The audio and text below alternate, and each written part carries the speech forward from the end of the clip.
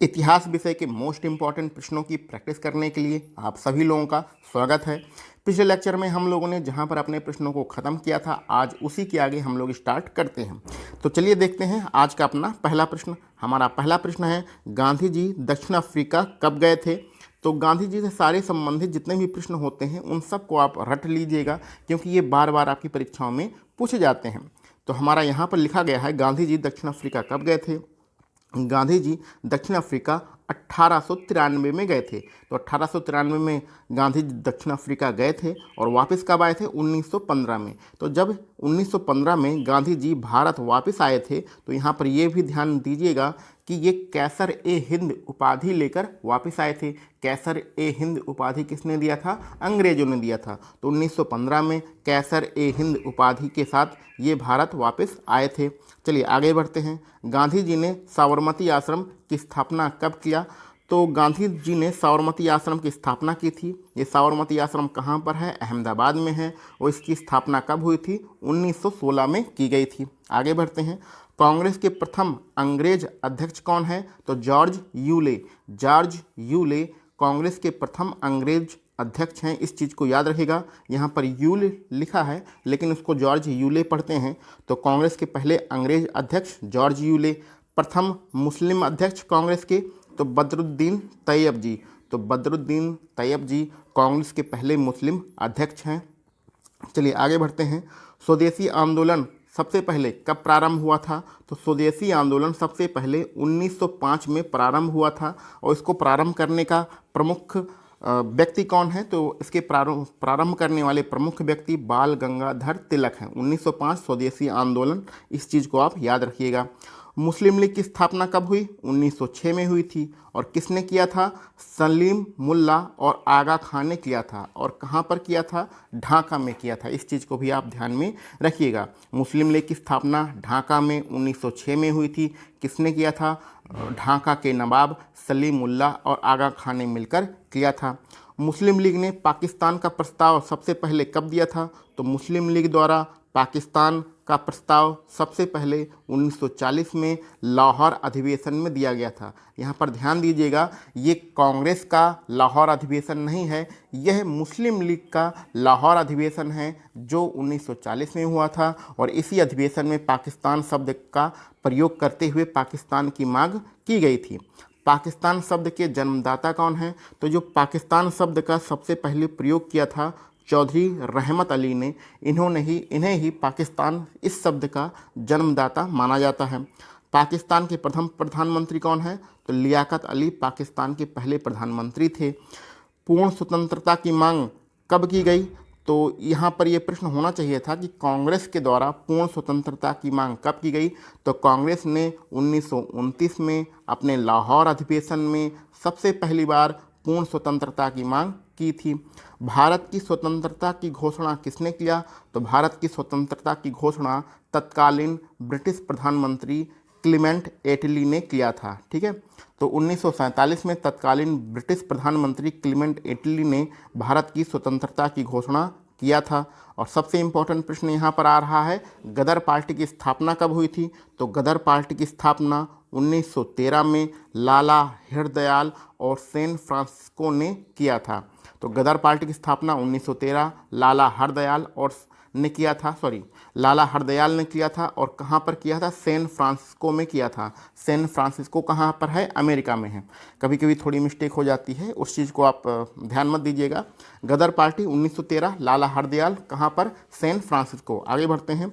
Home rule आंदोलन किसने start किया था? तो होम रूल जो आंदोलन था वो एनी बेसेंट के द्वारा स्टार्ट किया गया था। ठीक है, तो एनी बेसेंट ने कौन सा आंदोलन स्टार्ट किया था? होम रूल आंदोलन स्टार्ट किया था। और होम रूल आंदोलन से ही बाल गंगाधर तिलक भी जुड़े हुए हैं। आगे बढ़ते हैं। काला कानून किसे कहा जाता है? तो रोलेट एक्ट आया था आपका 1919 में। रोलेट एक्ट 1919 में आया था, उसे ही काला कानून कहा जाता है। आगे ये प्रश्न लिखा भी है, रोलेट एक्ट कब पारित हुआ था? तो 1919 में रोलेट एक्ट पारित हुआ था।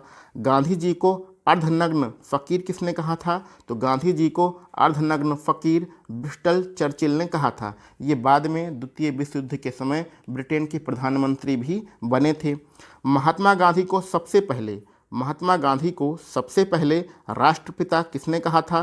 तो महात्मा गांधी को सबसे पहले अपने रेडियो प्रसारण के माध्यम से, कहाँ से? रंगून से रेडियो प्रसारण के माध्यम से सुभाष चंद्र बोस जी ने महात्मा गांधी को सबसे पहले राष्ट्रपिता कहा था। किसने कहा था? सुभाष चंद्र बोस ने कहा था। कहाँ से कहा था? रंगून से कहा था। किस माध्यम से कहा था? रेडियो प्रसारण के माध्यम से। गांधी जी ने भारत में पहला सत्याग्रह कब किया? तो भारत में गांधी जी ने प्रथम सत्याग्रह किया था चंपारण में। ठीक है, चंपारण में किया। और कब किया? 1917 में। तो 1917 चंपारण में सबसे पहले सत्याग्रह गांधी जी ने किया था। ईस्ट इंडिया कंपनी भारत कब आई थी? तो ये तो सबको याद होगा कि ईस्ट इंडिया कंपनी 1600 में भारत आई थी। साइमन कमीशन कब भारत आया? साइमन कमीशन 1928 में भारत आया था। इसी के बाद 1929 में लाहौर अधिवेशन में पूर्ण स्वतंत्रता की मांग की गई थी। कैबिनेट मिशन की अध्यक्षता किसने की थी? तो जो कैबिनेट मिशन है बहुत ही महत्वपूर्ण मिशन है। इसी के विरोध के फलस्वरूप लाला लाजपत राय की मृत्यु हुई थी। तो कैबिनेट मिशन जब भारत आया था तो इसमें 3 लोग थे, जिसमें एक अध्यक्ष और 2 सदस्य थे। तो जो अध्यक्ष थे उनका नाम है Lord Pethick Lawrence. Lord Pethick Lawrence cabinet mission के अध्यक्ष थे। बाज बहादुर कहाँ का शासक था? तो बाज बहादुर मालवा का शासक था। आगे है प्रश्न, नेहरू एक राष्ट्रभक्त हैं जबकि जिन्ना एक राजनीतिज्ञ हैं। नेहरू एक राष्ट्रभक्त हैं जबकि जिन्ना एक राजनीतिज्ञ हैं। ये किसने कहा था? यह मौलाना आज़ाद ने कहा था। सबसे पहले भारत कौन आया था? तो सबसे पहले भारत पुर्तगाली आए थे। ये तो सबको याद होगा कि पुर्तगाली सबसे पहले भारत आए थे। भारत आने वाले प्रथम पुर्तगाली कौन था? तो भारत आने वाला प्रथम पुर्तगाली था वास्को डी गामा। ये कब आया था? 1498 में आया था। और कहाँ पर आया था? केरल के कालिकट तट पर सबसे पहले आया था। तो भारत आने वाला प्रथम पुर्तगाली वास्को डी गामा 1498 कहाँ पर आए? केरल के कालिकट तट पर। दूसरी बार वास्को डी गामा कब आया था? तो इसी के 4 साल बाद 1498 में पहली बार आया और इसी के 4 साल बाद 1502 में दूसरी बार आया था। चलिए आगे बढ़ते हैं। पुर्तगाली शक्ति के संस्थापक कौन हैं? यानी कि जितने भी पुर्तगाली थे उसमें सबसे शक्तिशाली कौन था? तो सबसे शक्तिशाली कह सकते हैं अथवा कह सकते हैं कि पुर्तगाली शक्ति का संस्थापक कौन था? अल्बुकर्क था। ठीक है, अल्बुकर्क का नाम याद रखिएगा। पुर्तगाली शक्ति का संस्थापक था। इसने ही गोवा पर कब्जा किया था। आगे बढ़ते हैं। पुर्तगालियों ने अपनी पहली फैक्ट्री, जिसको पुर्तगाली गुर्ग कहते थे, कहाँ पर स्थापित किया? तो इस चीज़ को भी ध्यान रखिएगा, पुर्तगाली लोग फैक्ट्री को गुर्ग कहते हैं। ठीक है, और इन्होंने अपनी पहली फैक्ट्री कहाँ पर लगाई थी? 1503 में लगाई थी। कहाँ पर लगाई थी? कोचीन में लगाई थी। तो 1503 में कोचीन में पुर्तगालियों ने अपनी पहली फैक्ट्री लगाई थी। पुर्तगालियों ने गोवा पर कब्जा कब किया? तो पुर्तगालियों ने गोवा पर कब्जा 1510 में किया था। अपनी पहली फैक्ट्री लगाई 1503 में। इसके 7 साल बाद गोवा पर इन्होंने कब्जा कर लिया। आगे बढ़ते हैं। यहाँ पर एक डाटा आपको दिया गया है। अंग्रेज़ों ने 1608 में अपनी पहली फैक्ट्री कहाँ पर लगाई? सूरत में लगाई थी।